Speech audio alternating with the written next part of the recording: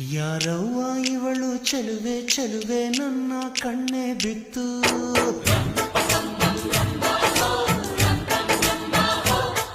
ಇವಳಂದಕ್ಕೆ ಸಾಟಿ ಎಲ್ಲೂ ಇಲ್ಲ ಕಣ್ಣೆ ಸ್ವಾತಿ ಮುತ್ತು. Hi, this is Cherry Creations. ಇವಾಗ ನಾನು ಇಟ್ಟಿರೋ ಸ್ಯಾರಿ ಬಂದು pure georgette Mysore silk sari, cheques ಬರುತ್ತೆ ಸ್ಯಾರಿ ಫುಲ್ಲು.